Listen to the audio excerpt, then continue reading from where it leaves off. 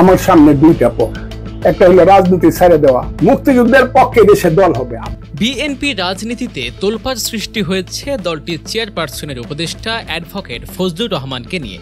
সম্প্রতি দলীয় শৃঙ্খলা ভঙ্গের অভিযোগে তাকে 3 মাসের জন্য বহিষ্কার করা হয়, যার প্রতিক্রিয়ায় তিনি এবার মুক্তিযুদ্ধের পক্ষের শক্তি নিয়ে নতুন রাজনৈতিক দল গঠনের ইঙ্গিত দিয়েছেন।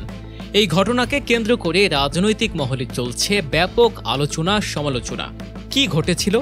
ঘটনার সূত্রপাত হয় জুলাই আগস্ট গণ অভ্যুত্থান নিয়ে ফজলুর রহমানের কিছু কুরুচিপূর্ণ ও বিভ্রান্তিকর মন্তব্যের পর।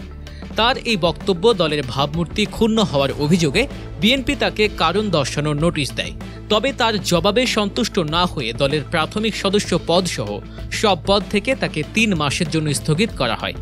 এই সিদ্ধান্তের ক্ষেত্রে মুক্তিযুদ্ধে তার অবদানকে বিবেচনায় নিয়ে কঠোর সাংগঠনিক ব্যবস্থা গ্রহণ করা হয়নি বলে দলের পক্ষ থেকে জানানো হয়েছে। বহিষ্কারাদেশের পর অ্যাডভোকেট ফজলুর রহমান তীব্র প্রতিক্রিয়া ব্যক্ত করেছেন। এক ফেসবুক ভিডিওতে তিনি তার ক্ষোভ প্রকাশ করে বলেন, আমি বাতিল হয়ে গেলাম না। তিনি জানান, যদি তার বহিষ্কারাদেশ প্রত্যাহার না করা হয় তাহলে তার সামনে 2টি পথ খোলা থাকবে। একটি হলো রাজনীতি ছেড়ে দেয়া, আর অন্যটি হলো নতুন রাজনৈতিক পথ খোঁজা। তিনি বলেন, মুক্তিযুদ্ধের পক্ষে একটি দল হবে। এই দলটা পাকিস্তানের ইমরান খানের দলের মতো প্রতিটি আসনে একজন করে প্রার্থী দিয়ে 300 আসনেই লড়বে। ফজলুর রহমান আরও বলেন, তিনি দলের জন্য অনেক ত্যাগ স্বীকার করেছেন, জেল খেটেছেন এবং নির্বাসনে ছিলেন। তার এমন বক্তব্যের পর রাজনৈতিক অঙ্গনে নতুন করে গুঞ্জন শুরু হয়েছে। ফজলুর রহমানের এই অবস্থান নিয়ে রাজনৈতিক মহলে দেখা দিয়েছে মিশ্র প্রতিক্রিয়া। বিএনপির একাংশ মনে করছে তার মতো নেতারা দলের ভাবমূর্তি ক্ষুণ্ণ করছেন। সামাজিক যোগাযোগ মাধ্যমে অনেকে তাকে স্থায়ীভাবে বহিষ্কারের দাবিও জানিয়েছেন।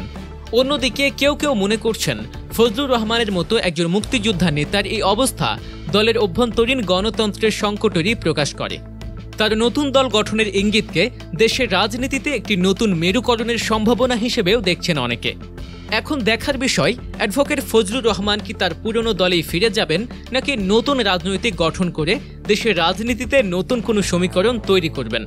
এই ধরনের আরও খবরের জন্য আমাদের চ্যানেল গল্প নিউজটি সাবস্ক্রাইব করে সাথেই থাকুন।